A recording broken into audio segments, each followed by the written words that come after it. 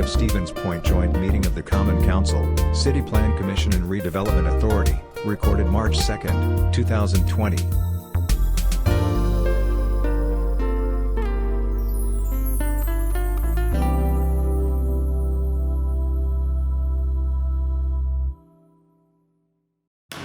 I have 7 o'clock. I will call the regular Common Council meeting to order. We are going to need a roll call, though. Who can do that for me?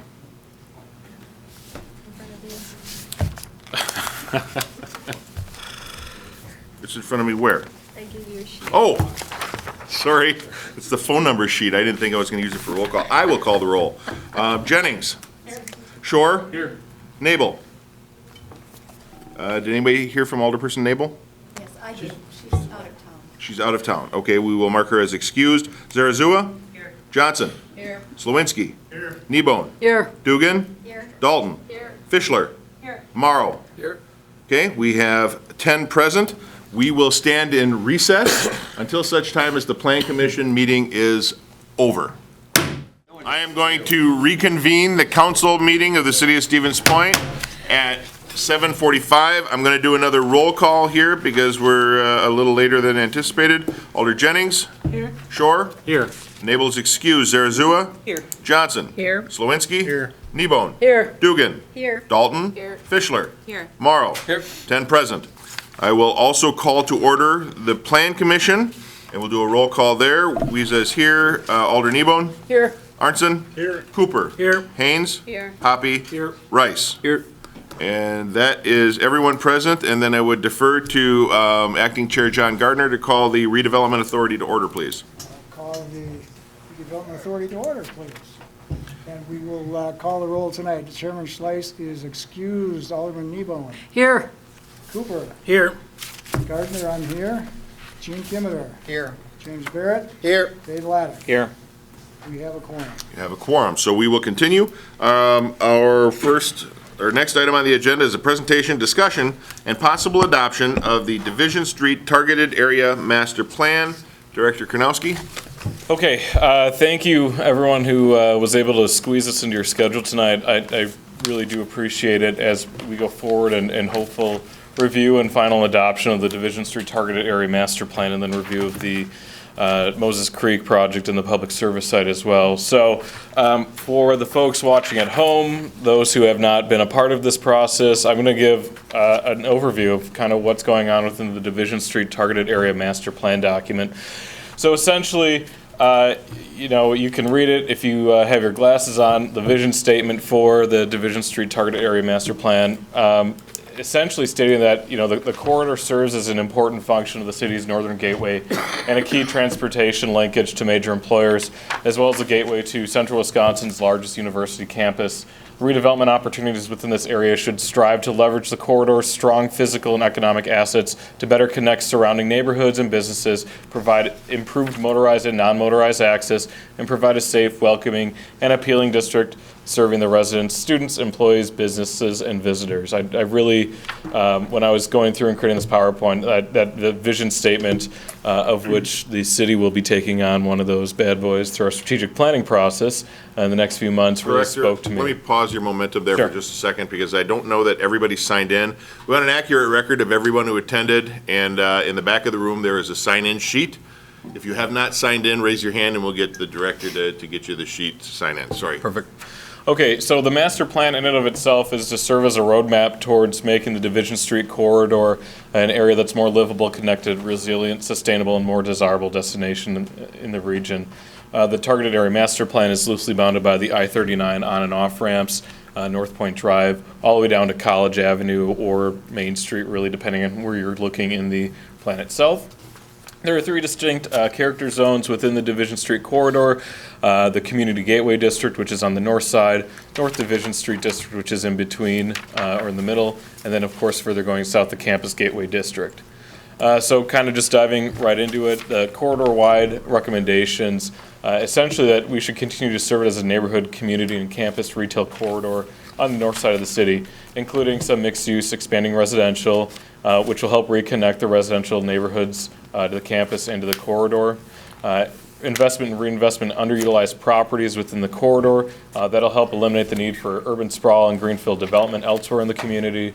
continue to make the Division Street corridor an economically resilient place for the next several decades, and then support for and connections adjoining neighborhoods, employers, and campus users.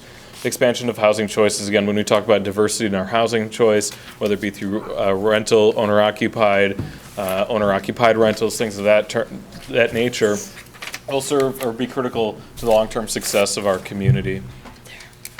So continuing on with the corridor-wide recommendations, transportation improvements like integration of bike routes and enhanced pedestrian facilities and consolidation of existing curb cuts and shared access is identified throughout the plan. I guess I should have prefaced this whole thing with Vanderwall and Associates out of Madison was our planning partner through this process. When we reviewed this in October last time, what we were running into was we generally took some feedback from the commission and the joint bodies as a whole. However, taking that, we went back to Vanderwall. They didn't make any major tweaks because most of the conversation on the joint planning effort was focused on the downtown area, not necessarily on Division Street. But this is an opportunity for the joint bodies to review the Division Street plan itself, and staff would like to see it approved again tonight. But so again, as we go over the corridor-wide recommendations, transportation improvements, the plan calls for bike routes along the side streets throughout most of the corridor, Prentice and Isadora, for example. That was identified specifically during the October meeting as being a concern. Should we have additional bike paths or bike lanes on Division Street? And we'll get into that a little bit more as we go further into the presentation. But adding open space connections and expanding the green spaces. As you look on this beautiful Google Maps photo that I took off the internet today, you'll see that there's not a whole lot of green space on Division Street. It's what I'll call the really a major asphalt roadway. And so there's not a lot of greenery, which doesn't help frame the street, slow traffic down, and encourage additional pedestrian bicycle users on that specific street. Other high-level goals for improving the character of the corridor, placemaking efforts through banners, pedestrian-sized lighting, bicycle and pedestrian comfortability, making those connections between the neighborhood, the campus, and then, of course, the corridor itself. So on the north side, I guess before we get into there, are there any questions, comments, concerns? Seeing none, okay, we'll keep going then. The Community Gateway District itself is between North Point Drive and Maria Drive. Currently, the highway-oriented roadway has a cross-section. The right-of-way is about 100 feet, and so the cross-section is very highway-driven. Higher speeds are typically occurring in this area as people enter into the roundabout, go out, and either go towards Century or towards the I-39 ramps. Large-scale institutional and commercial properties prohibit non-roadway connectivity into the surrounding neighborhood. And then there was a hyper-focus on the overall aesthetics within the plan itself on the streetscape to create a first community entrance to residents and travelers coming off of the I-39 ramp. Things that we've approved in the past are the roundabout signage, enhanced green medians with artwork, for example, corporate buildings as you drive in create the sense of economic prosperity for the community. And I should add, they don't create a sense, they are creating economic prosperity for the community. So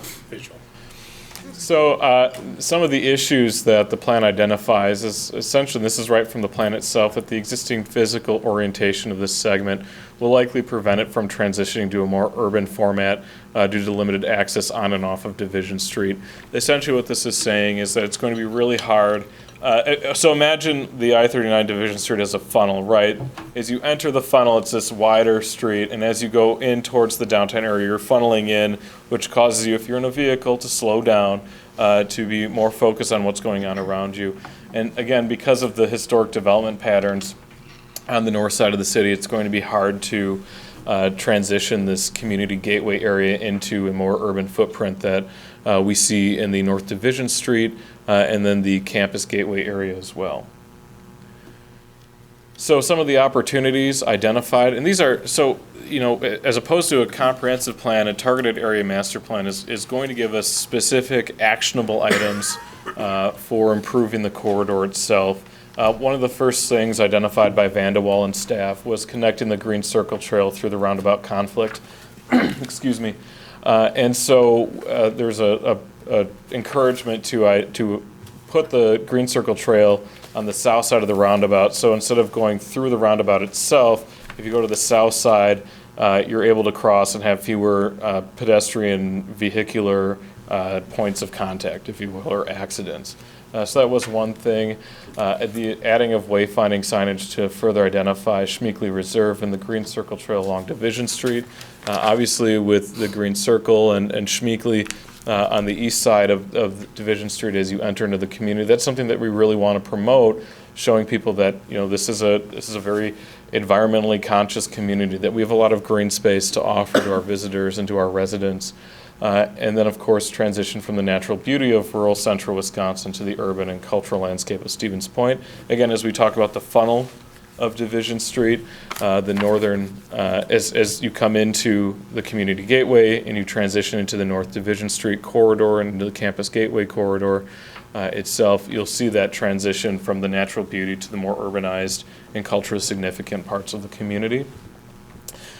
Creating of the pedestrian connectivity, fill in gaps with that currently have no sidewalk, enhancing pedestrian crossings, creating a more human scale area through installation of benches, banners, and lighting.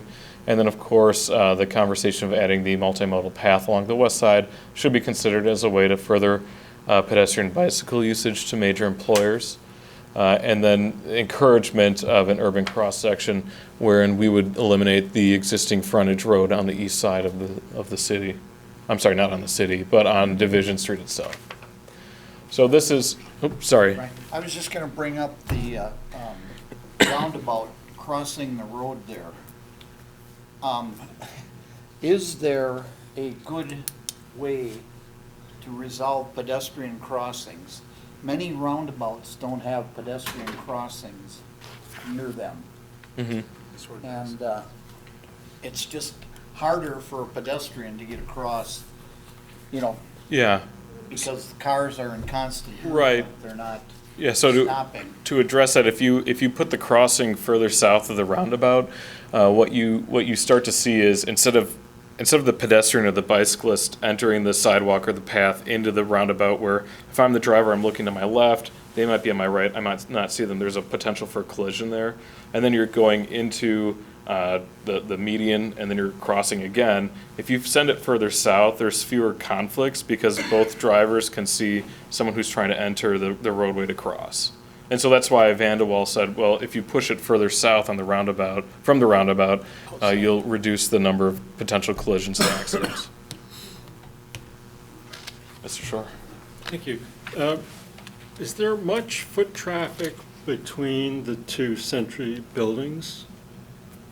Right, so now they've got those buildings in that proximity. So I can talk a little bit about that, only because I know people that work there. Yeah. Walking from one building to the other for work purposes that doesn't happen a lot. However, the walkers sometimes do that.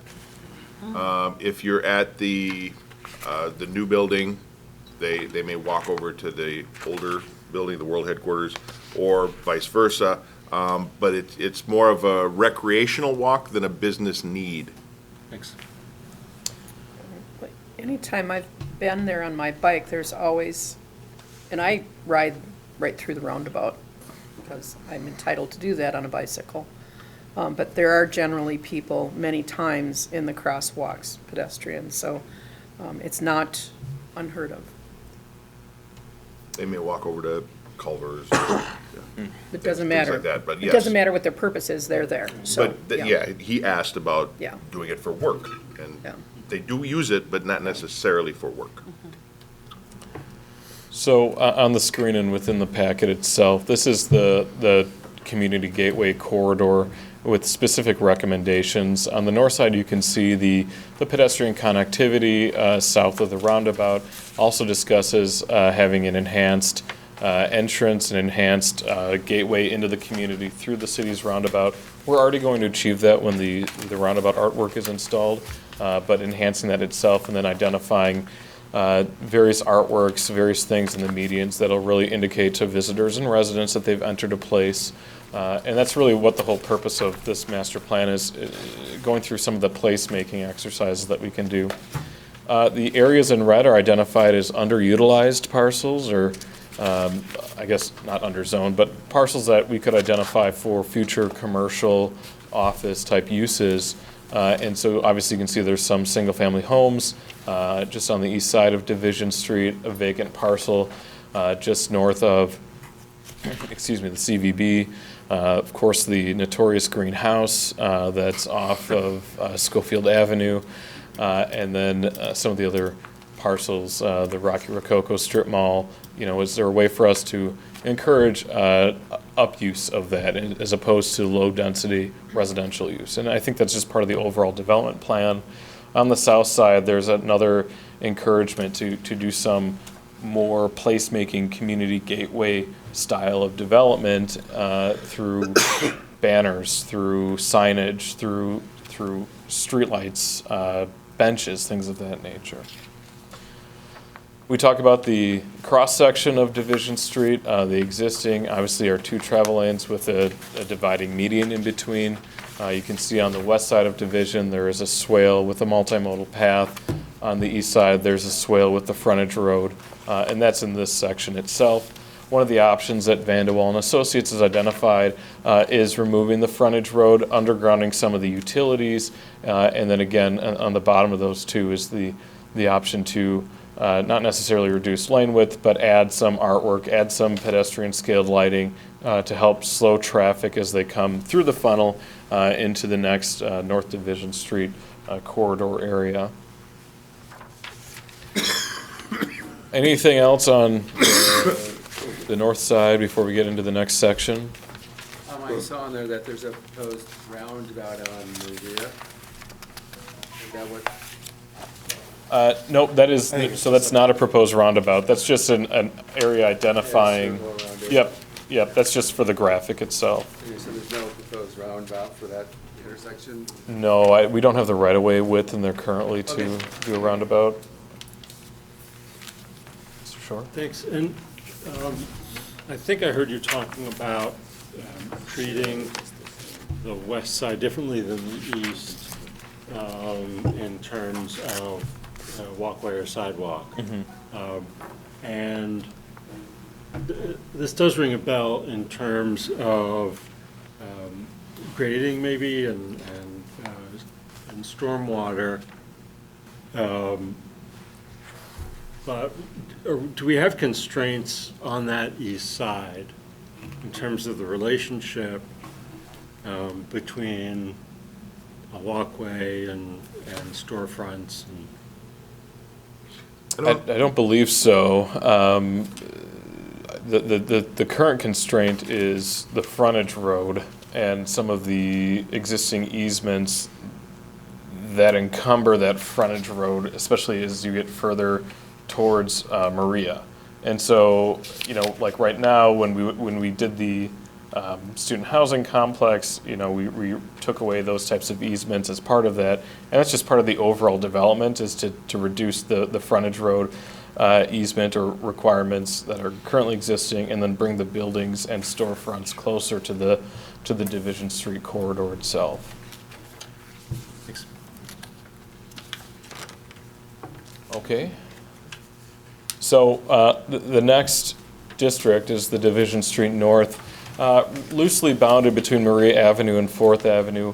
I call it currently 50s and 60s strip mall development heavy, a very auto-orientated development pattern. There's a desire within this plan, and I think from your community development staff as well, to really transition this away from the 60s strip mall development heavy and asphalt wonderland that it is, to more of that transition to urban mixed-use development pattern, something that you would similarly see in your downtown district. When we start talking about framing of the street and slowing down traffic and enhancing the pedestrian and bicycle facilities that are on this part of Division Street, it's really critical. And of course, just east of here is the University of Wisconsin, Stevens Point.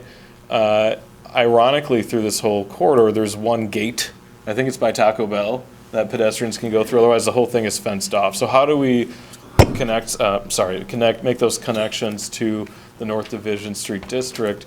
And one of those recommendations is extending 6th Avenue to Isidore through the parking lot, and we'll get into that a little bit. But really encouraging that parking is at the rear of the buildings, that there's some outdoor spaces for private, like a restaurant use, to create a sense of vibrancy in the North Division Street District.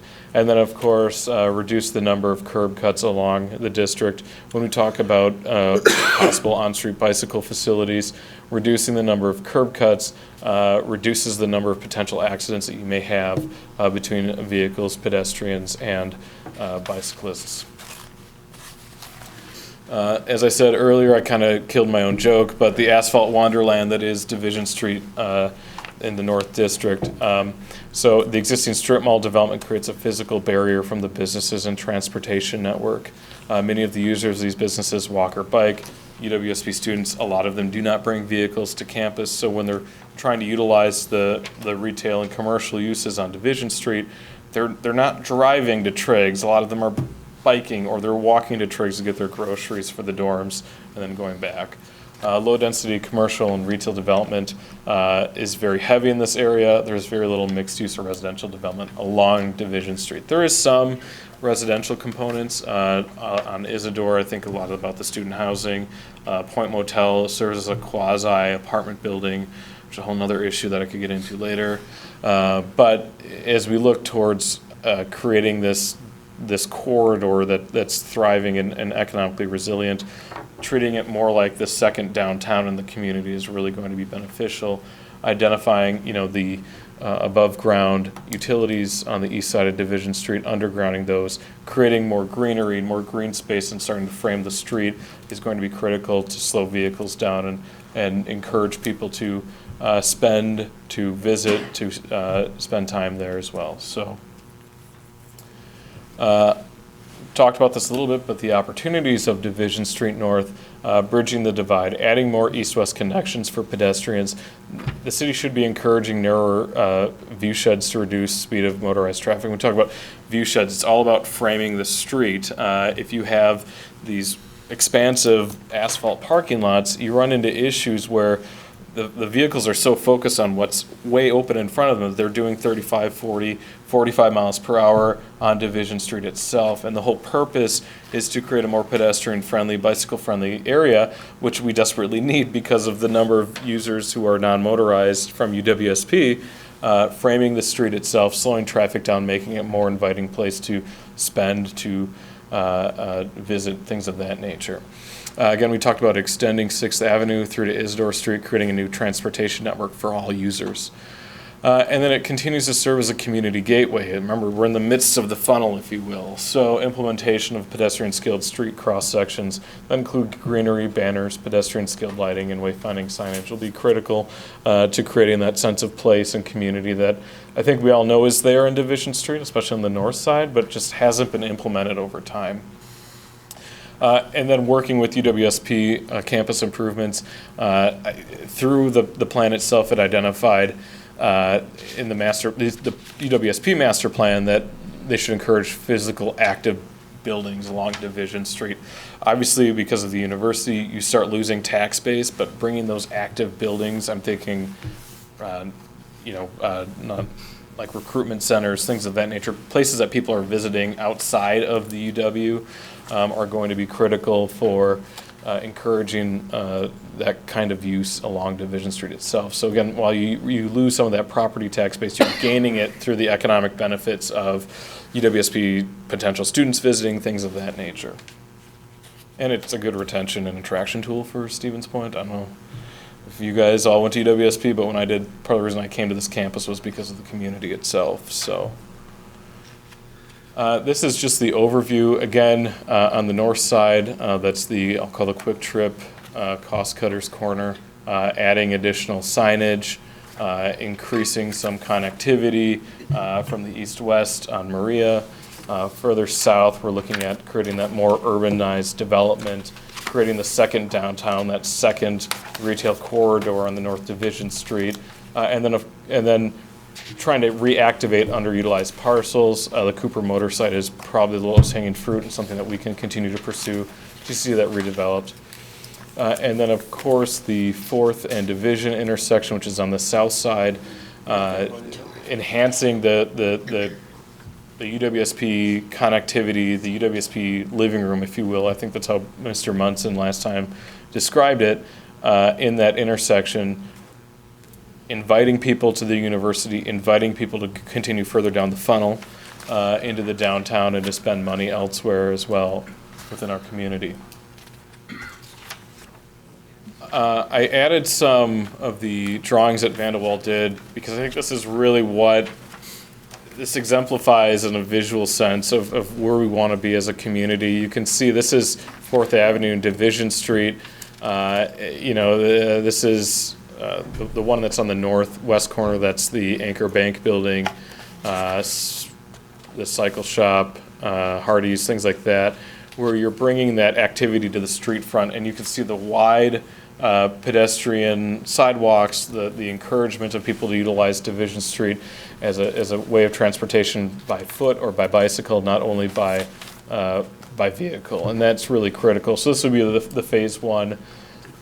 This is an example of the possible wayfinding signage. You can see on the stoplight itself, there's Stevie Pointer, I think that's what they still call him, identifying that, hey, if you take a left here, you're going into the heart of the UWSP campus. Here, what I really like is you've got the colored concrete in the intersection itself, and then, of course, with the crosswalks, that's just a classic way to slow vehicles down and make the area more pedestrian friendly. On a personal note, I lived on 4th Ave when I went to school here and crossed this intersection every day, and if I had $1 for every time I almost got hit by a car, I wouldn't have any student loans left. So it's just important to know that creating that connectivity to the surrounding neighborhood, to the Division Street corridor, to the campus itself is so critical, and this is one of those east-west connections that we can really enhance that. This would be a phase 2 example, so you see that some of the underutilized parcels have been acquired by a developer, that there's some type of mixed use or university use south of 4th Avenue, but really creating that second entry to the WSP campus. I would argue a little different than what you have on Main Street when you come up to Old Main, because this is right there. Like this, it definitely creates the sense that you are here, you are at UWSP, and welcome to our community, welcome to our college. So. There are 2 options identified in the packet itself. I've only included one of the options, but the existing corridor, I mean, when you talk about framing the street, just look at this example. I mean, the existing, you've got the strip mall development, which is set farther back. You've got a lot of asphalt, very little greenery along the Division Street corridor as it currently exists. But option 1, this is the option with the cycle track on one side, or on both sides. There's enough right away there for cycle tracks on both sides. But when you talk about framing the corridor, you've got green space, you've got placemaking, you've got buildings that are up against the right of way that tell cars and to slow down, that encourage the pedestrian walkability, again, that we so desperately need on the north side of Division Street. Are there any questions on this section of the plan? Putting that walkway through on 6th Avenue, the continuation, Yeah. won't that create another block to the traffic, but parallel to the students making the crossing? And how many people are utilizing the crosswalks there? There's a couple apartments on 6th Avenue back in their apartment buildings. Mm-hmm. But I would think most of the traffic is along the Maria Drive, pedestrian traffic. I think part of the reason the pedestrian traffic's along Maria Drive is because there is very little connectivity to the campus south of Maria, north of 4th. You've got one gateway between the UWSP parking lot and the Taco Bell property that is a 4-foot wide gate that you can walk through to get to Division Street. So I think if you extend 6th Avenue to Isidore, you do create another potential conflict with your pedestrians, your bicyclists, and your vehicles. However, the goal of this whole corridor is to slow traffic down to encourage the walkability between the campus, the residential neighborhood, and the north Division Street district itself. And so I think you would see with the slower traffic that would be occurring there because of the development that would occur, fewer concerns about pedestrian vehicular conflicts at that intersection. Does it answer your question? Yeah, somewhat. Okay. And also, there are semis that park in the median strip of division between Fourth and Maria, because the lot that they need to get into is basically inaccessible for a semi. As it currently exists. As it currently Right. exists. And how would that be handled in a? So a lot of the lots that are on the east side of Division Street are very small in nature, low density. And so when a developer would come with a mixed-use property or something of that nature, they're not going to be building it on 100-foot wide lot. We're talking acquisition of 3, 4, or 5 of those lots.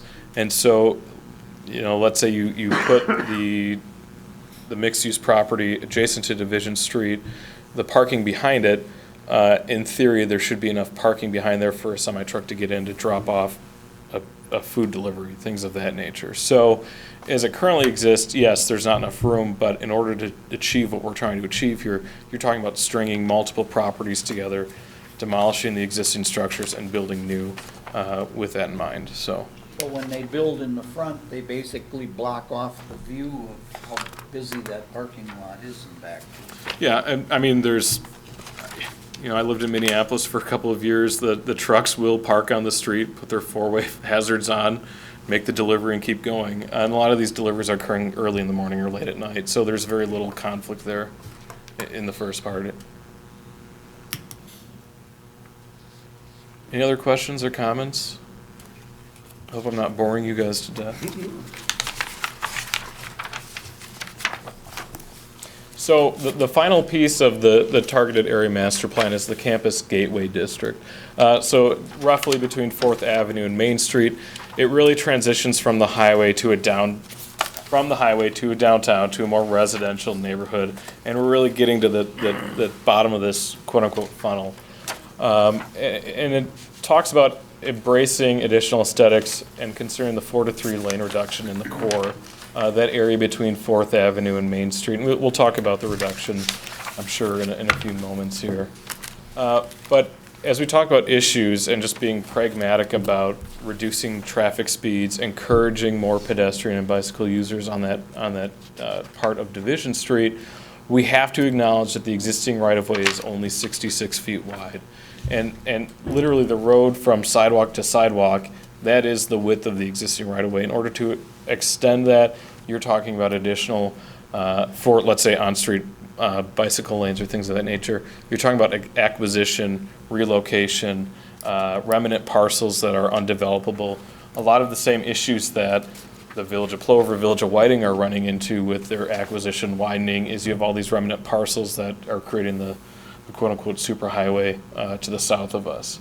And that's not necessarily what this targeted area master plan wants. It wants that calmer traffic, that more pedestrian-friendly, that more bicycle-friendly corridor that people want to spend time on and, again, spend money at or visit, things of that nature. So when we talk about the opportunities, the 4th Avenue Gateway, the ability to connect and knit UWSP in the city together with the activity along Division Street, continue to encourage more UWSP presence along Division Street. And again, we talk about that by way of placemaking, signage, human-scaled placemaking efforts, lighting, benches. The Campus Gateway District cross-sections provide the option to explore a transition from the 4-lane undivided Division Street to a more pedestrian-friendly 2-lane with a twiddle, which is 2-way left turn lane, which pulls vehicular traffic away from the edges of the existing travel lane, making Division Street a more comfortable place for pedestrians to walk and to spend time on. And then the right-of-way in existing street with this too narrow for on-street bicycle lanes. We'll talk about this in a few minutes. Vanderwall recommended that the bicycle traffic not necessarily heavily focus on Division Street, but rather Phillips and Isidore. So this is the overall view. Again, you've got the gateway to campus. We talked about that a few moments ago. And then additional enhanced crossing at the YMCA Portage Street area as a whole. We talk about the right-of-way. This is one of the two options that Vanderwall proposed. The existing is the 4-lane undivided with sidewalks immediately adjacent to the travelway, with a small on the east side boulevard, which doesn't really exist for the existing above-ground utilities. Then option 2, which Vanderwall identified, was the 2 through lanes with the twiddle or the center turn lane, which creates additional greenery, some setback or some distance separation from the travelway to the pedestrian way, just something to take into consideration. This specific cross-section included the YMCA on the west side and then one of the existing commercial properties on the east side. So the bicycle facilities, this was a concern that was brought up during the October meeting. So Vanderwall in general doesn't recommend that bicycle lanes are added through Division Street, meaning from Main Street up to the roundabout on the north side. They don't recommend it. They believe, especially in the core, that there's insufficient right-of-way south of 4th Avenue. Acquisition of those properties would be expensive, time-consuming, and again, as we talked about, the remnant parcels from acquisition would likely be unsuitable for future development without additional acquisition further away from Division Street. There's an existing network of bicycle lanes and sharrows on the streets adjacent to Division Street. They do call for a multimodal path as an option for a cycle track north of Maria. So here you can see through the plans the bicycle pedestrian facilities surrounding Division Street itself. I know not everyone can read this map well, but this is Division Street here, and on this map it's here. So you've got Prentice, Isidore, existing bicycle facilities, and future planned sharrows and bicycle facilities, either through sharrows or bike lanes itself. So questions, comments on this? So I guess I'm just a little unclear, your first portion of your presentation when you're going through the 3 different, districts or areas, you were really promoting the pedestrian bike traffic. But then this group is telling us they don't want to put bike lanes in, but so are we basically encouraging bikes on the sidewalks type thing, wider sidewalks? Nope. So let me back up. The Vanderwall doesn't see an option for bicycle traffic to be on Division the entire way from Main Street north to the roundabout. They're saying that Main Street to 4th Avenue connection should really be on the side streets that already have existing bicycle infrastructure. North of 4th Ave, they do call for looking into doing a cycle track, which is essentially a type of bike lane within the right-of-way itself. And then further north of that, you're talking about a multimodal path. Okay, so it's just a section by like YMCA. Yeah, but for the sake of, if you're on a bicycle, you don't want to be going up Isidore Zigzagging. and then zigzagging. Yeah. So they're saying, maybe it's better for cyclists to utilize existing facilities that are on the adjacent streets. So,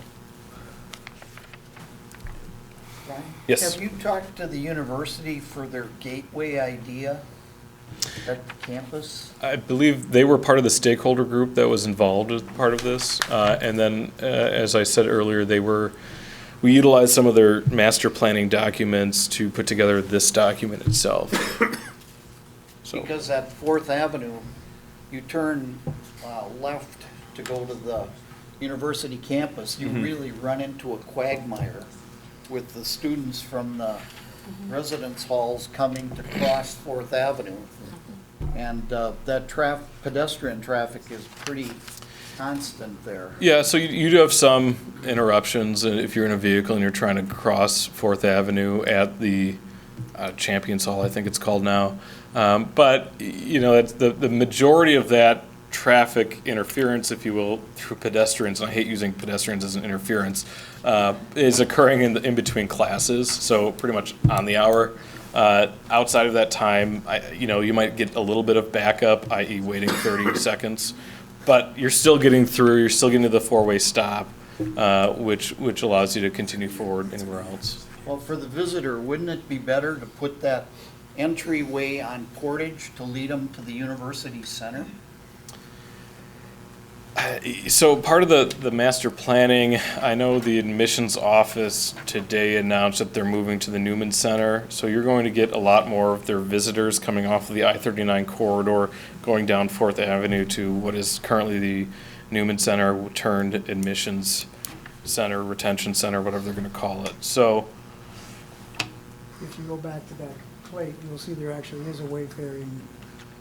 for both entrances. Both Fourth and Portage are highlighted. Yeah, so you've got two entrances to the university. Your main entrance on Portage, or I'm sorry, on 4th, and then a secondary entrance on Portage itself. They put that sign up since then. And I guess I'd like to just kind of expand on that with the university as far as that 6th Street extension. I mean, obviously, they'd lose a portion of their parking there. I mean, I'm assuming they were included in that discussion and, you know, like, would be, So I know they were part of the stakeholder group. I cannot speak to, since I was not with the city, whether or not they were consulted specifically on that extension. My assumption is the campus planner, if you presented this information to them, saying this is why this is a good idea, they would probably be open to the concept of extending and getting rid of, my guess, maybe 10 parking stalls. Yes. As part of the stakeholder group, yes. And just remember, everyone, that this has been going on for well over a year, these discussions. So yes, they were involved. Any other comments, questions? Just to echo some previous concerns about commercial traffic, if the goal on Division Street is to, kind of continuously funnel traffic, potentially narrow the road, slow traffic, do you see, or does the city see any concerns about commercial traffic, especially as we continue to ramp up, development in the downtown area where we may have, additional retail that would require more resources? And even on some of these cross sections, which are obviously just depictions, having mature trees close to the right of way, is that going to cause issues for large commercial traffic that is doing their retail deliveries? Yeah, so here's my theory on commercial traffic. They're going to go where their customers are, no matter what, right? If there's a way for them to make a sale through food delivery, bicycle drop-off, whatever it is, commercial users will get to their customer. That is always going to be the end result. I know our street trees, I'm sure Director Kramer could address this as well, are trimmed to a certain standard to prevent, getting sideswiped and things of that nature. So, again, the commercial traffic, my experience living in a larger community was that they will get to their customer if they've got to pull off to the side or pull to a side street and run their product or their delivery, a quarter block down, they will. And again, with the parking areas behind the buildings itself, you're not completely eliminating, some type of commercial delivery or commercial traffic in the backside of that mixed-use building. They're arguably will be able to pull in, drop whatever they need to off, and then pull out or back out onto the street and go. And I guess I would have as much or more concern about current commercial traffic that is using, Division Street to Main Street to get downtown, especially if we look at narrowing division between 4th and Main. Would you foresee commercial traffic being or choosing to use like a North Point to 2nd Street as an option? And is that a good option or a viable option for them, or is that any cause for concern in the future? I guess it would depend on where the traffic is originating from. If it's coming off of the interstate, my suspicion is that they're coming through the 161 exit, which is the north side here, down into the corridor, utilizing it. Otherwise, they're doing exactly what they do now. If they're coming off of 66, they're driving straight into the downtown area. Again, North Point, Maria Drive are very wide commercial design streets, and that's probably how they're going to stay for now. And so there is plenty of room for turning radius, things of that nature, as they come into the corridor to make their deliveries. Thank you. Anything else? Okay.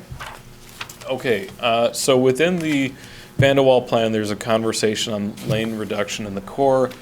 Again, this is from 4th Avenue to Main Street.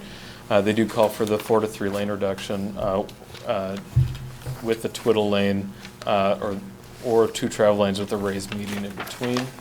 It's fact that 4 to 3 conversions calm traffic, reducing speed, and make the roadway a safer place for all users, vehicular, pedestrian, bicycle users, and it allows for friendlier pedestrian experience on Division Street. I walk my dogs on Division Street often, and it's a very uncomfortable place for a pedestrian because I've got a 4 to 5 foot wide sidewalk, and immediately adjacent to me I've got a semi-truck flying by me at 30 miles an hour. And so what Van de Waals is proposing that we do is create a more pedestrian-friendly corridor by extending some type of greenery between the pedestrian travelway, the sidewalk, and the vehicular travelway, the roadway.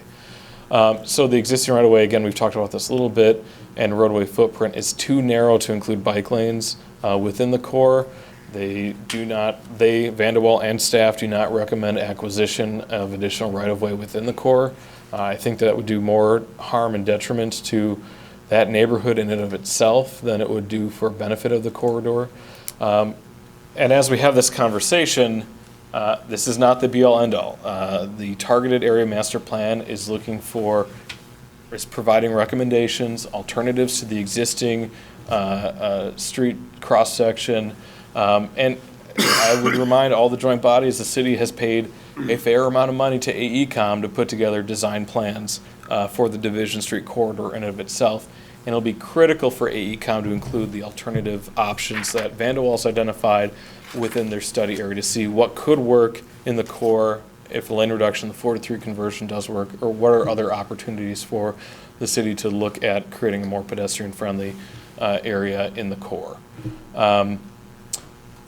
My recommendation is to retain the language within the existing document to ensure we are not tying our hands with AECom's study of alternatives. Again, this plan itself is a simple roadmap.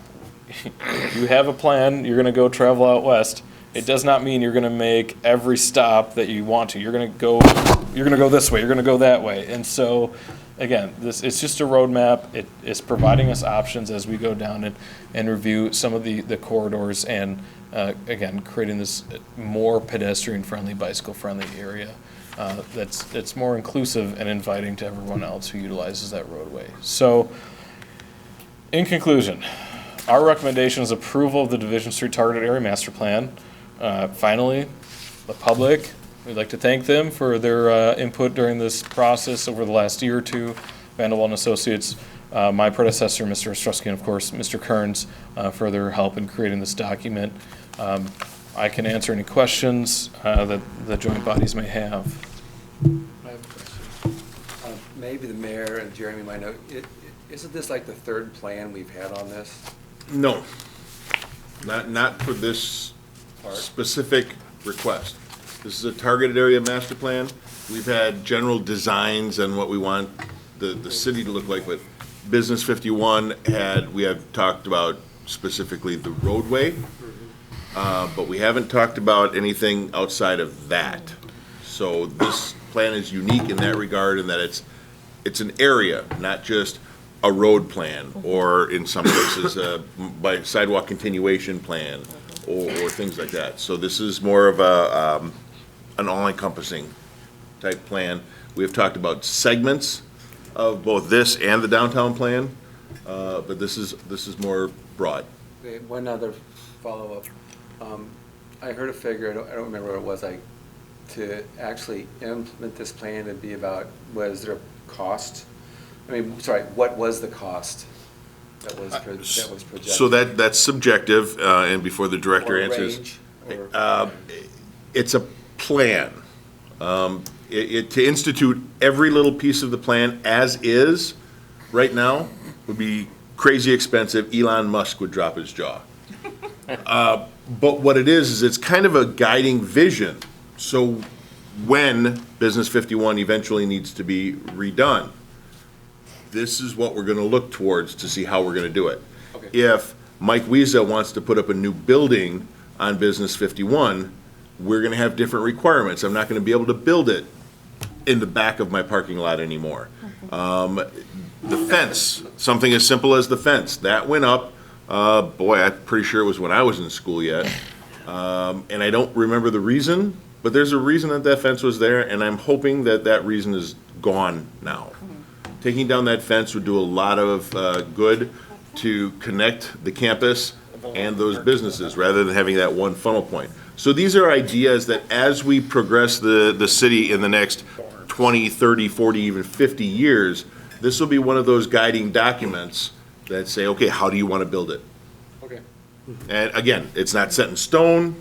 Things may change in 20 years, and the council then comes up with a new idea because they need hovercraft parking spots.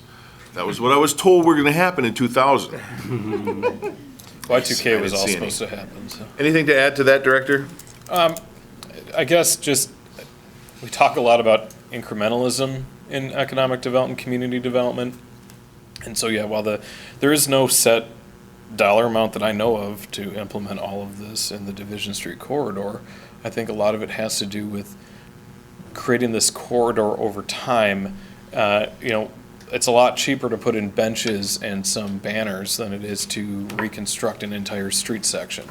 And so as we encourage that incremental community development and the incrementalism through placemaking and things of that nature, that's going to help us in the long run.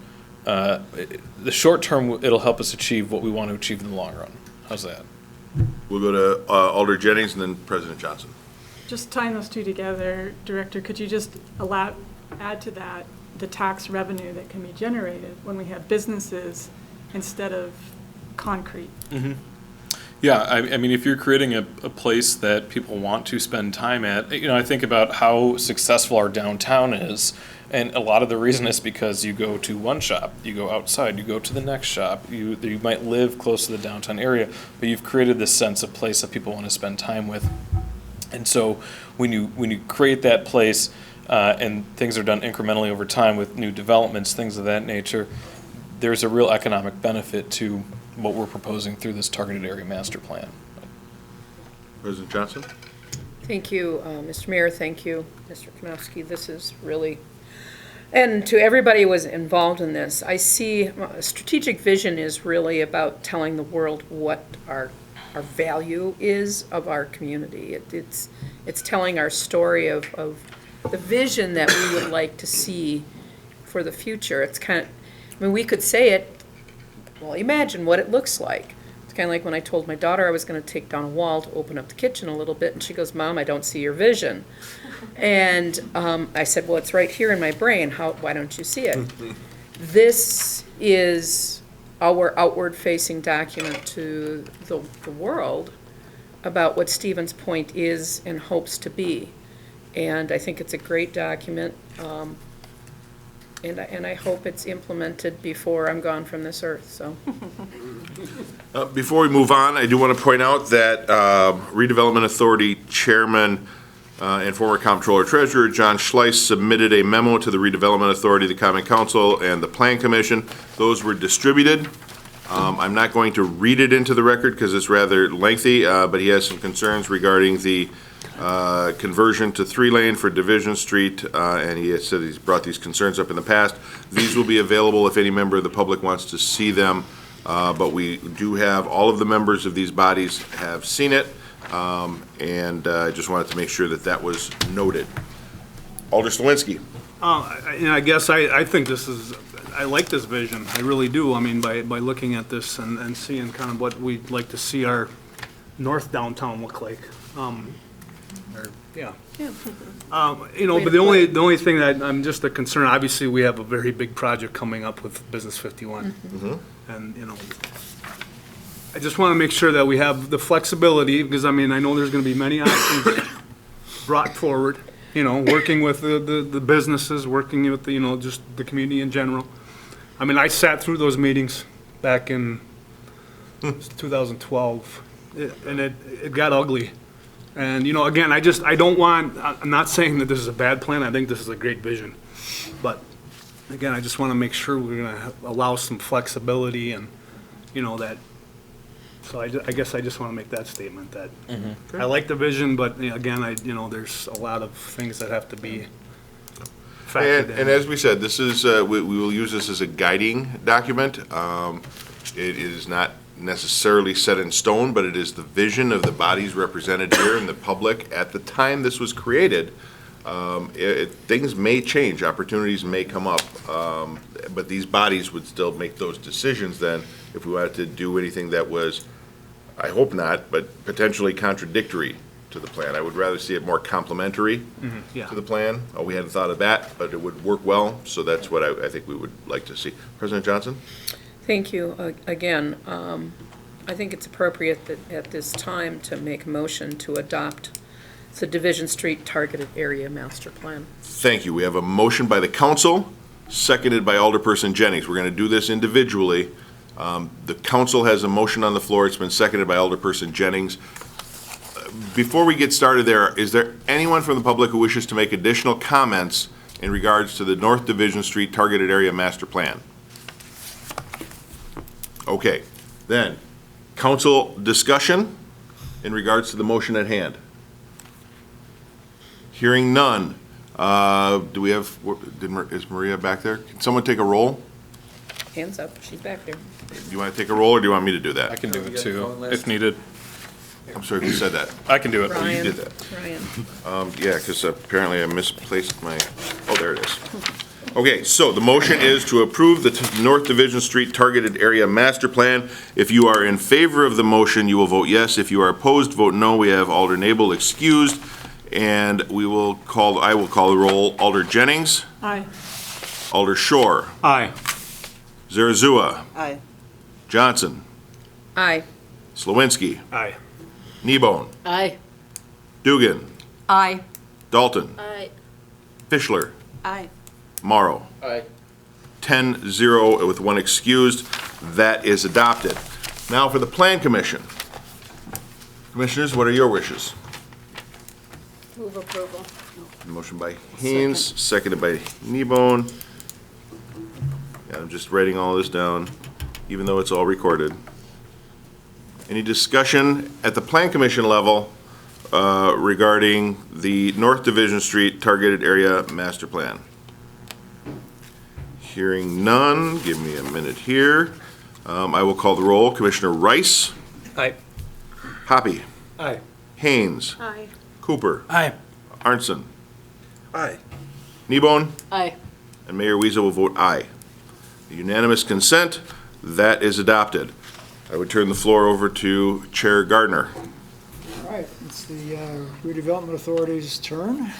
Is there any discussion on the proposal you've heard this evening? Hearing none, I'm ready for a motion. I'll move approval for the Division Street Targeted Area Master Plan. Motion made and seconded. Any discussion on the motion? Hearing none, I'll take the roll. Alderman Ebon, you get to vote for the third time. Should I just be random and vote no? A lot of power in that corner. Vote aye. Consistency is not necessary. Vote aye. Mr. Cooper? Aye. Mr. Kemmerer? Aye. Mr. Barrett? Aye. Mayor Vladeck? Aye. And I will vote aye as well. Unanimous approval. Set. With all three bodies voting unanimously to approve the North Division Street Targeted Area Master Plan, those are adopted. We have one more item on the agenda, that's a presentation, discussion, and possible action relating to the daylighting of Moses Creek and the redevelopment of the area and properties in and around the Wisconsin Public Service Corporation property as it relates to the downtown area targeted master plan. Director, I'll turn it over to you. So I hope you guys aren't tired of my voice yet. My goal with tonight's meeting was to get what we just got done, approve the Division Street Target Area Master Plan, and then have a legitimate discussion on the daylighting of Moses Creek and talk about the issues and opportunities presented to us with the Public Service Superfund site. So before we get started, you're going to hear a lot of crazy things tonight. It should be noted that the public service property in Piffner Pioneer Park, as they currently exist, are safe for the public to recreate on. Okay, we're not talking about contamination that is going to cause illness tomorrow.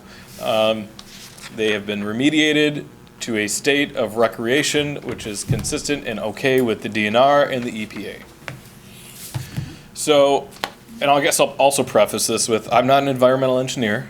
I will try to answer your questions as best as I can. If I don't know the answer to your question, I will work hard to try to find the answer. So what I found through my short tenure here at the city is that there's a lot of confusion on where the Superfund site is.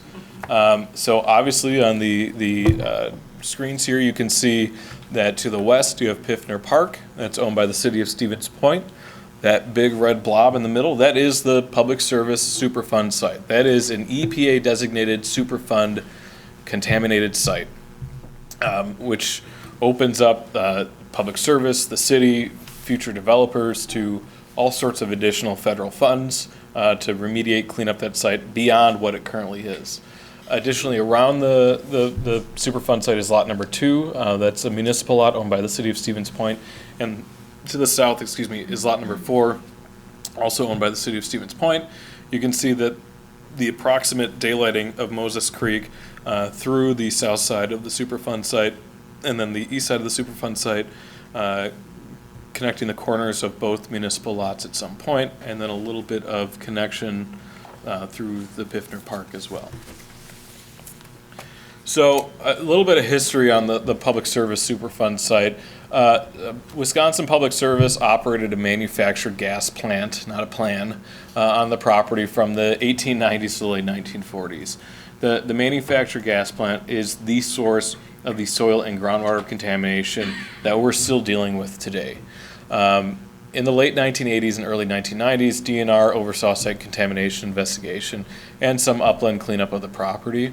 In May 2006, Public Service, the EPA, entered into a legal agreement stating that they would, and one of their 6 historic manufactured gas plant properties, do some investigation to the sediment, groundwater, and soil possible contamination. The Stevens Point property was one of those 6 that was identified through Public Service and the EPA. Again, this agreement was focused on determining how much contamination remained at the Public Service site.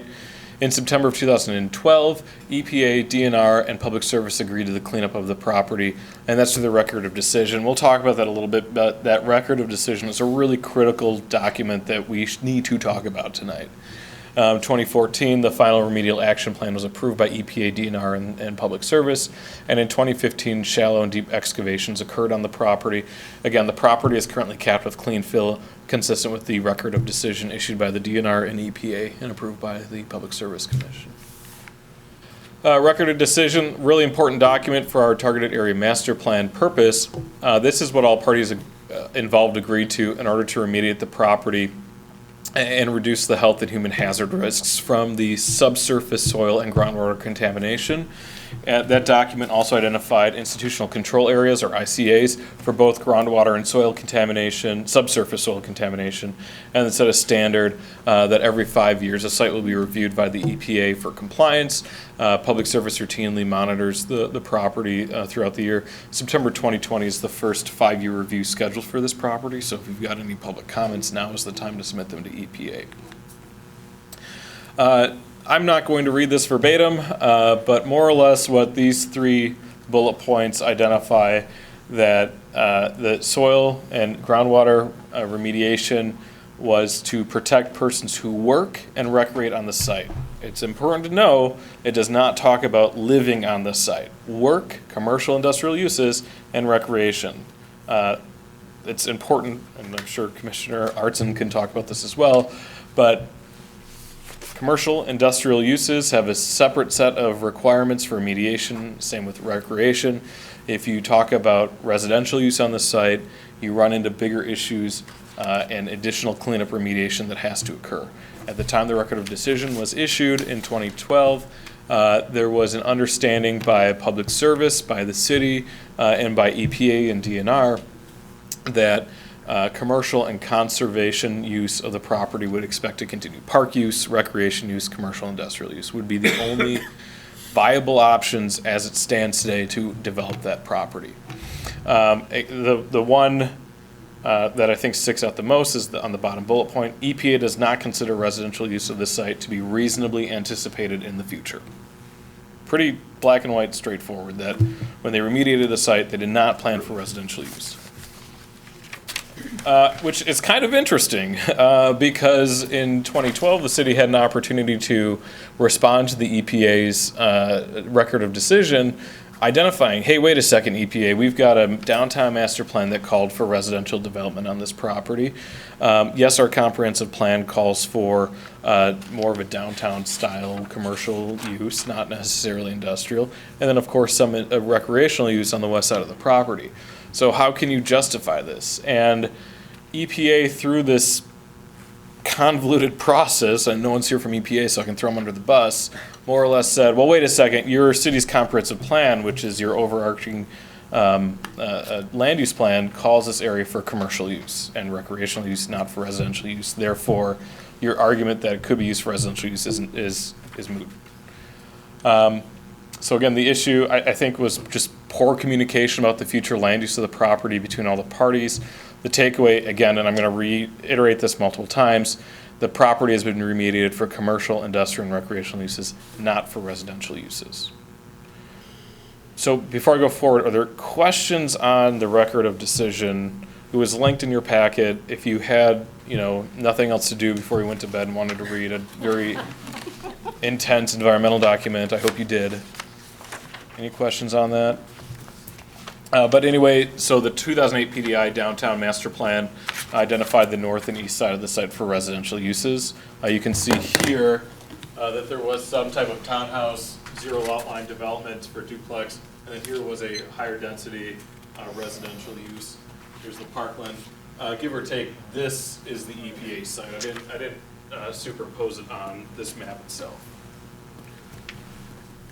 So if we look at the city's draft downtown targeted area master plan, we identify daylighting in Moses Creek, and we identify the Superfund site for residential and park use, both north and south of the proposed daylit Moses Creek. You can see the outline of the public service site, and of course the residential uses. The one that red block way to the north, that's the existing former furniture factory turned apartment building. Just to give you a context of where we're at. So what's the issue, Ryan? I don't get it. Groundwater and subsurface soil contamination. You can see here the outline of the public service site, the black hash marks. That's the soil institutional control area, which indicates to staff that there's still soil contamination within that area. The blue site in the center is the groundwater institutional control area. That will, over time, resolve itself, the groundwater issue, and actually the Redevelopment Authority works with AECOM, and we've been doing a number of mitigation efforts, and we've actually seen that plume, the groundwater plume itself, start to shrink because of the mitigation for natural not attrition, but natural changes, to the groundwater. The dark brown spots, that in 2015, those were some deep excavation areas, somewhere between 9 and 10 feet. That's where they took a lot of the soil out and disposed of it appropriately, brought in some clean fill.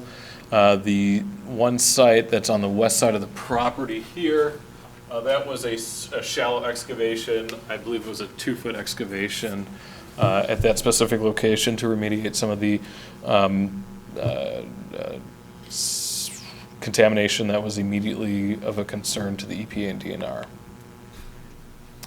So the groundwater contamination, it's of course a remnant from the manufactured gas plant, benzene and PAHs, and it obviously, because of groundwater, doesn't stay within a really neat organized area. It's extended beyond the public service site. We can reasonably suspect that part of the reason we have groundwater contamination here as well was because of the former Moses Creek, when it was daylit up until the early 1980s. As I mentioned earlier, it will resolve itself over the next several decades through existing mitigation efforts and natural resolving of the groundwater contamination. It's good for the future redevelopment of the area, because that means that at some point there's going to be no more groundwater contamination, and we don't have to subject future development on that site to vapor barriers for groundwater contamination. As part of the record of decision, Of course, there's no public consumption of the contaminated groundwater. Please don't drink it. I would advise strongly against it. But it is not impacting any of our municipal wells, which is really important to know. The subsurface soil contamination, again, is remnant of the gas plant, benzene, arsenic, lead, PAHs. It's currently capped, consistent with the record of determination. There's about a 2-foot clean cap on the property. Additionally, the municipal parking lots serve as a cap as well. So you're not getting any vapor from the contamination coming to the surface of the soil, causing some type of public or human harm.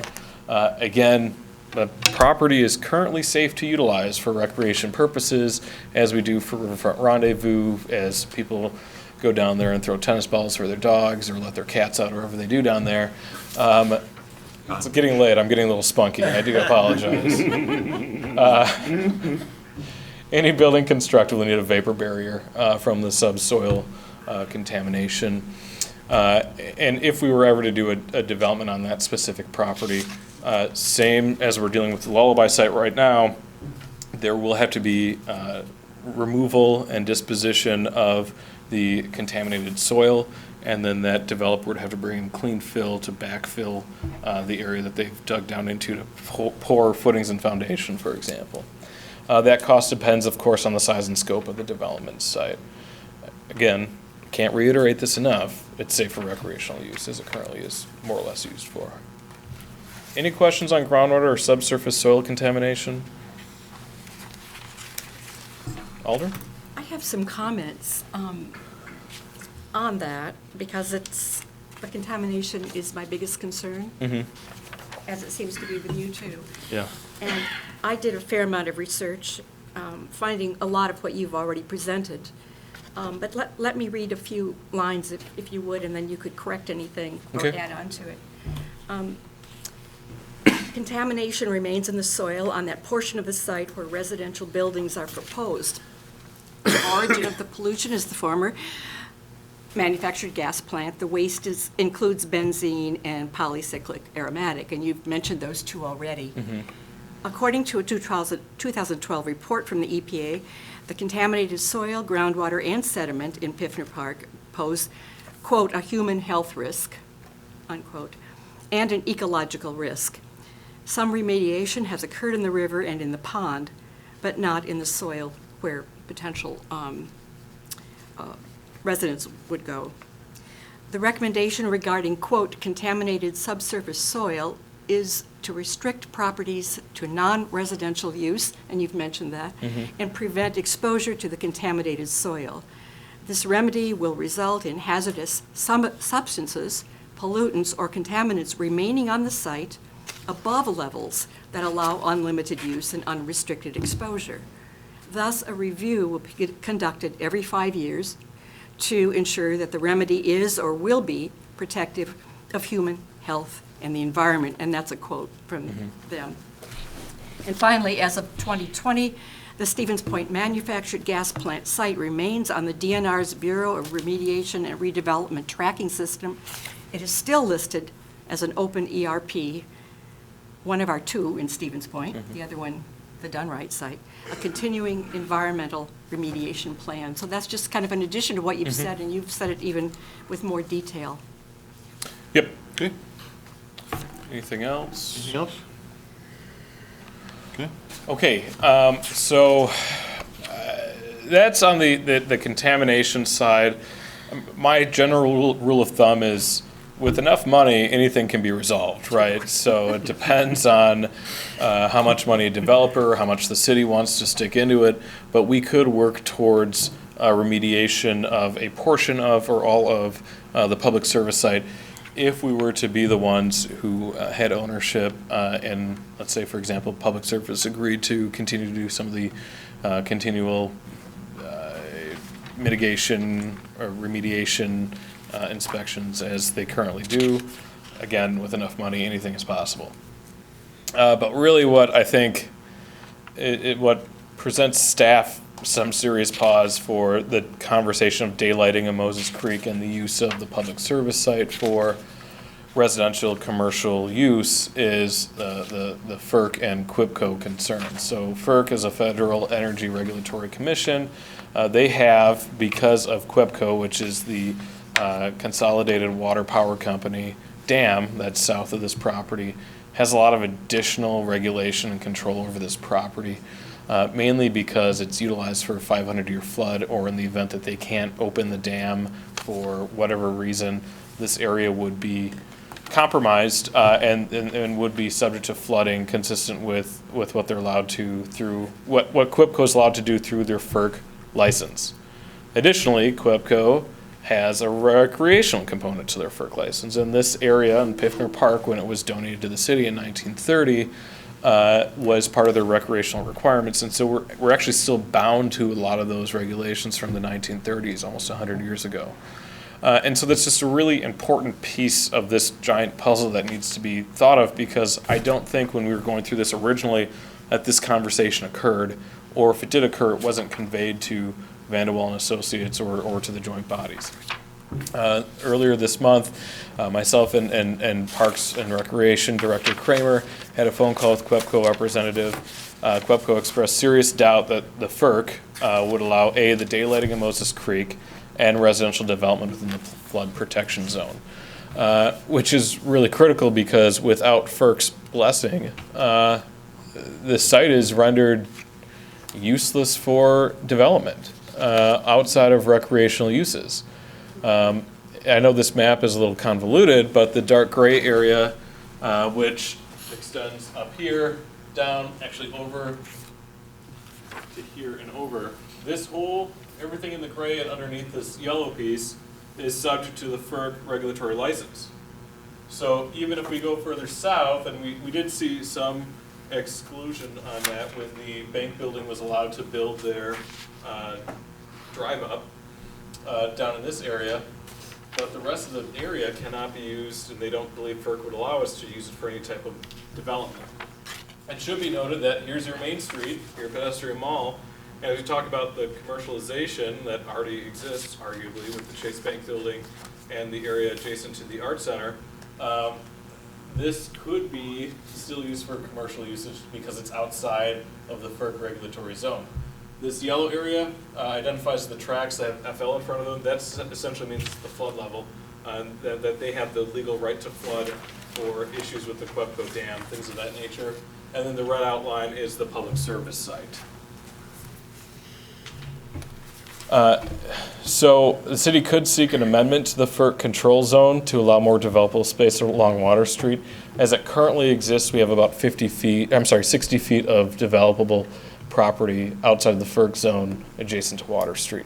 So again, as we go through this conversation, maybe it's more attainable for us to pursue amending the FERC control zone of the FERC regulatory area to exclude some additional space that would be along Water Street, in which we could do mixed-use, higher-end development, luxury condos, or things of that nature.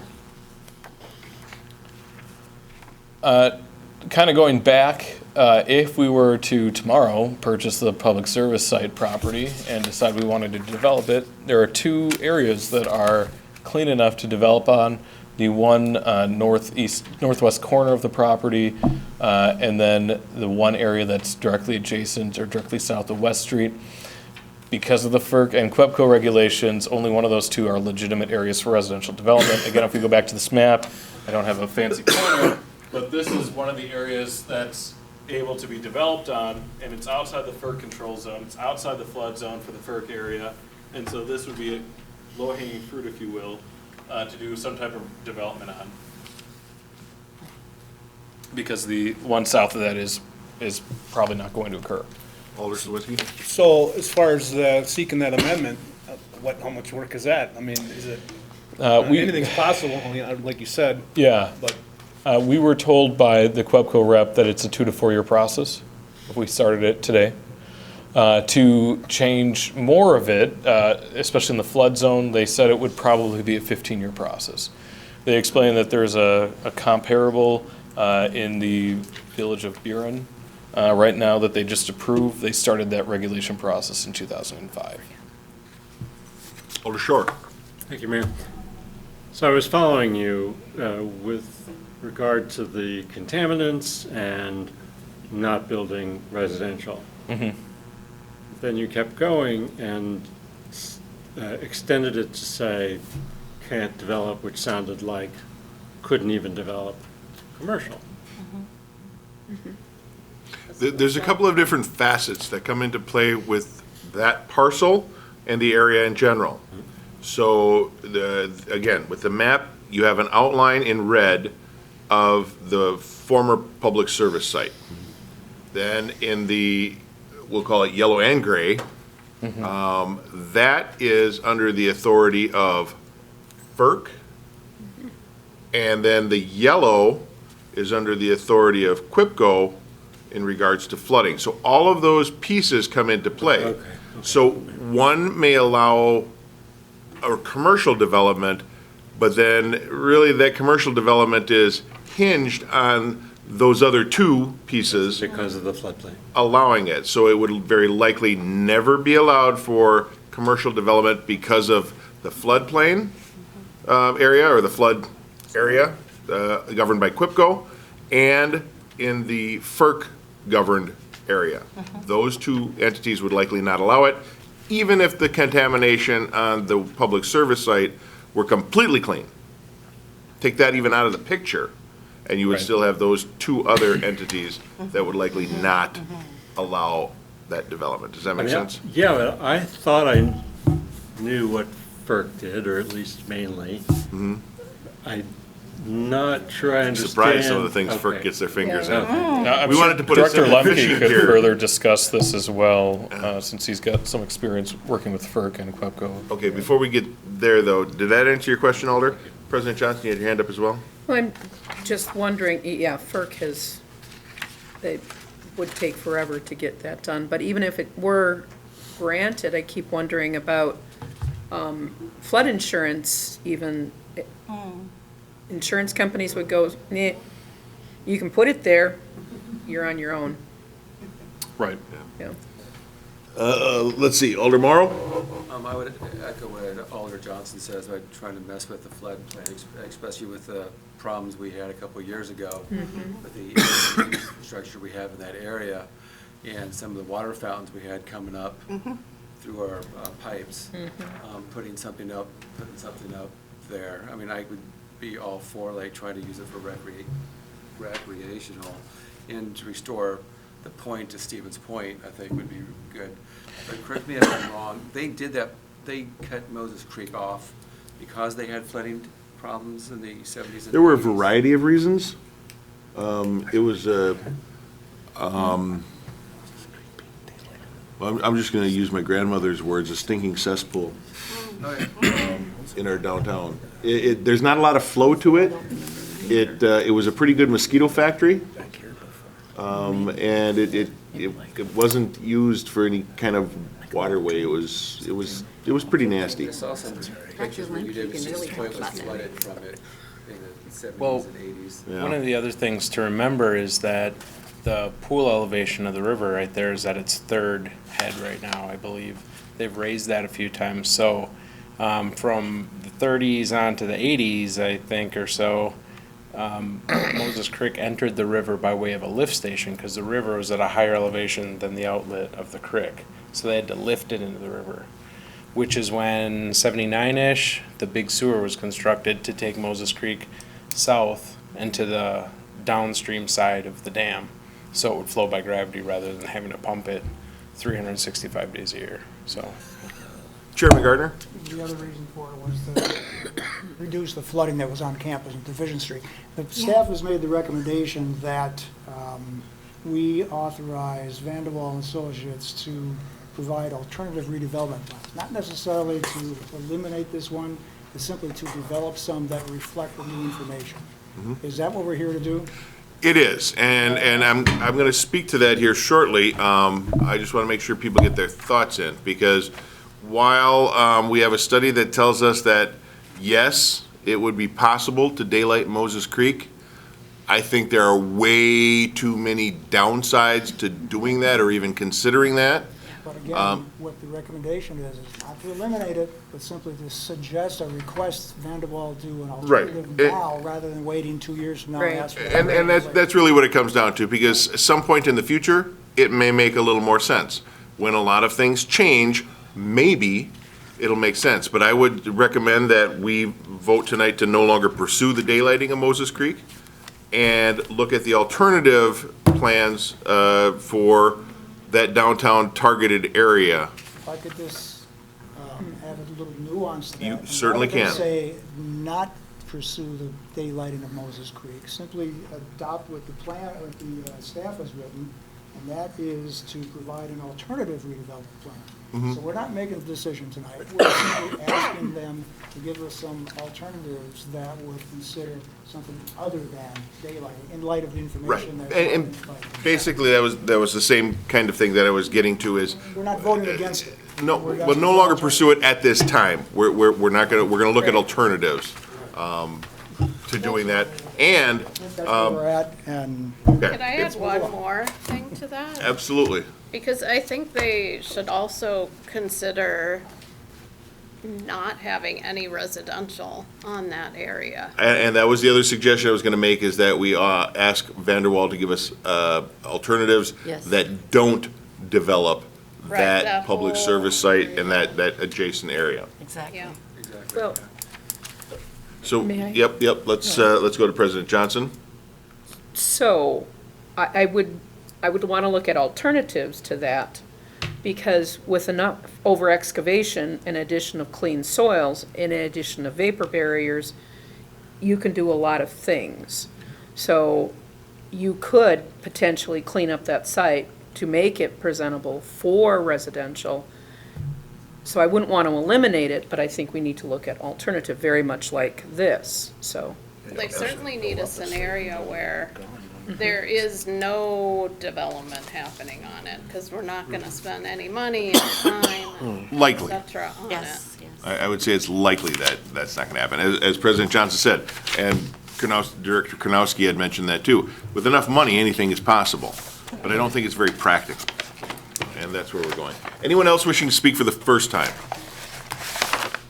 Okay, now we'll go back. Alder Dugan. Thank you. I have a couple more things to say regarding this whole development idea. Contamination was my biggest concern, and we've talked about that, and we know a lot about that now. And then secondly, the Stevens Point Park Board made some decisions. In October of last year, the Park Board addressed the downtown master plans, particularly in Piffner Park. The board members adopted staff recommendations. Keep Crosby Avenue, do not vacate because it offers views of the river and access to park events. Keep parking lots adjacent to Crosby Avenue, again for the big events. Add the contaminated WPS property to the park. That's a part of the comprehensive outdoor recreation plan.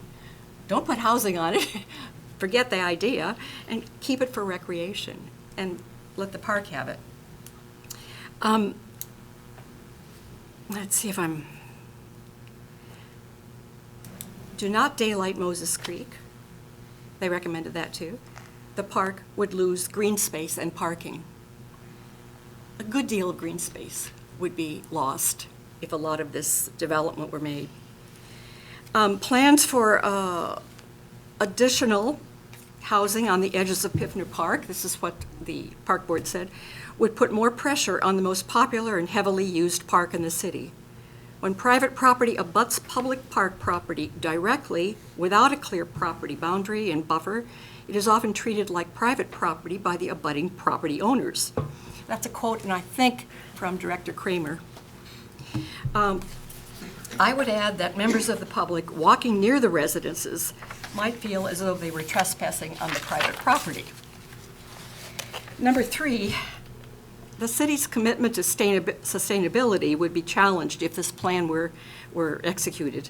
The proposed buildings and parking lots would add a large amount of impervious hard surface to the area, possibly a stormwater problem. Very little green space would exist to soak up stormwater. The Green Circle Trail would not run through much greenery in this plan. community would lose trees and grass now in the park and along the river, a beautiful and serene walk for many of us.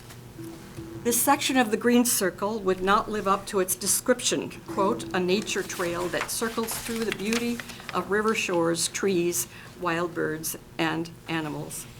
And finally, my last concern was, I object to what appears to be a commercial incursion into Piffner Pioneer Park and its borders, limiting access to the river and the park. The view of the river would be obstructed by 3- and 4-story buildings. The buildings would contain not only apartments, but also offices, hotels, restaurants, and large, hard-surface patio gathering place near the creek. A commercial space that would discourage members of the public who want to walk along the riverside on the Green Circle Trail. And Piffner Pioneer Park, to me, is the people's park. It belongs to all of us, the public, and we need to protect it. Director Kramer? Thanks, Alder for the comments on the park side. I just want to clarify one thing. The Parks Committee did not take action about the Moses Creek portion of it. They just said they wanted more information before they could make a formal recommendation. So Director Kornowski has identified several things that weren't presented to the Park Commission in October, and I think those elements would be something the Park Commission would love to weigh in on if it were to go forward further. But absolutely, there's some park impact. The Riverfront Arts Center is also within this area. Yep.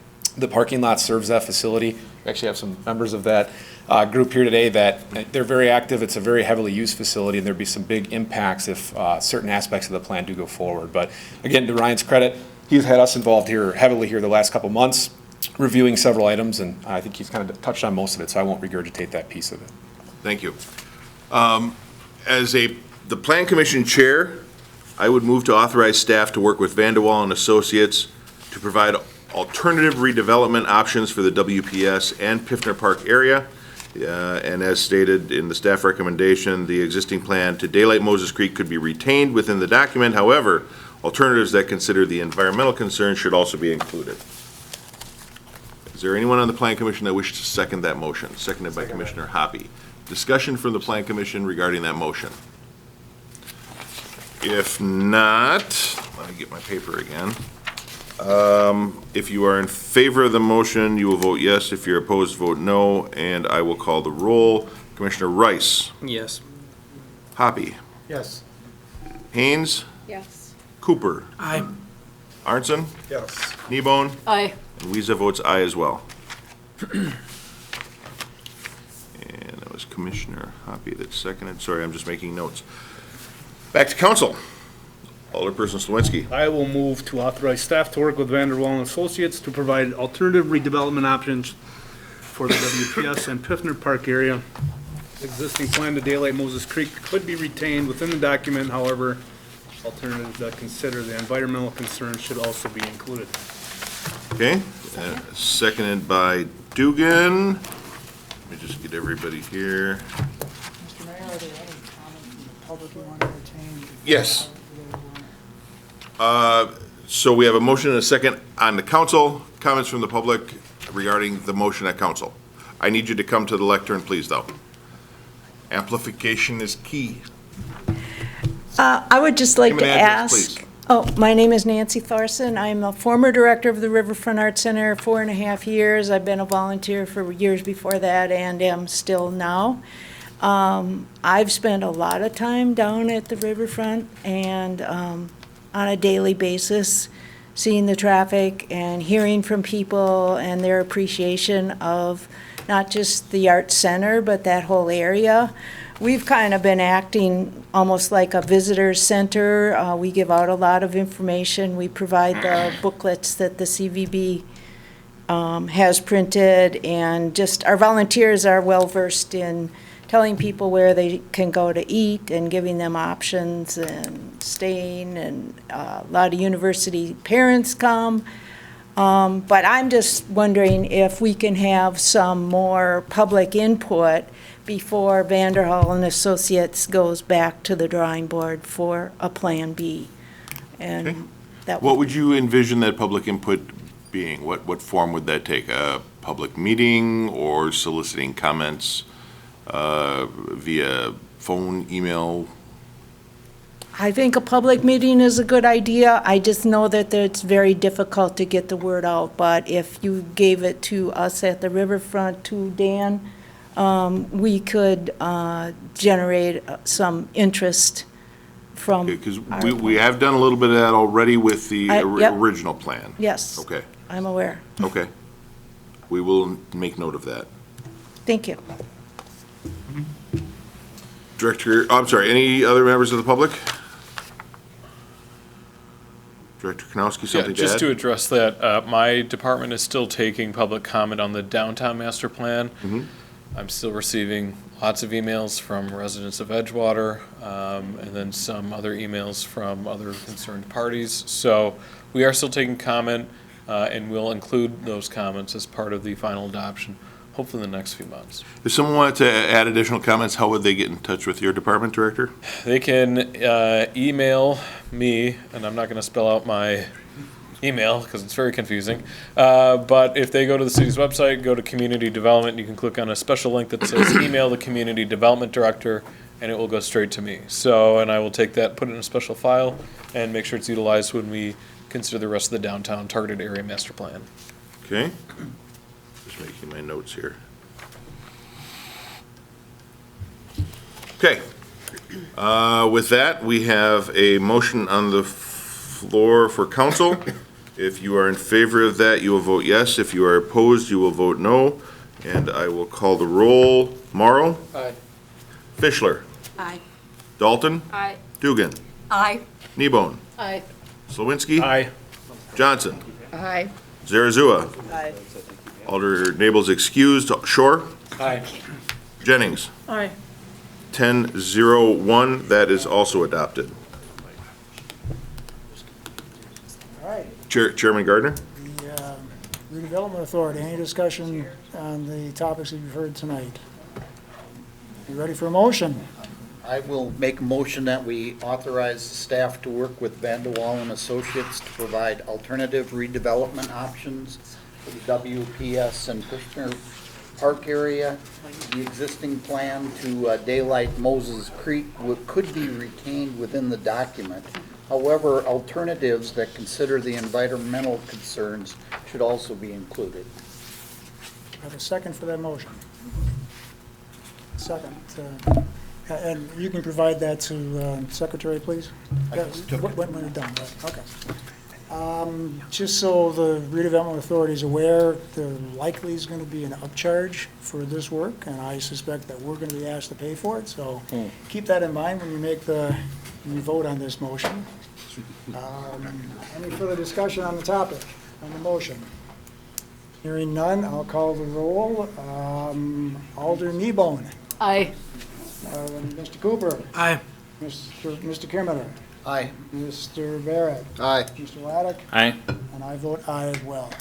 Motion carries. I believe that's the end of our business, Mr. That is. With that, I will adjourn the Plan Commission and Council concurrently at 9:22.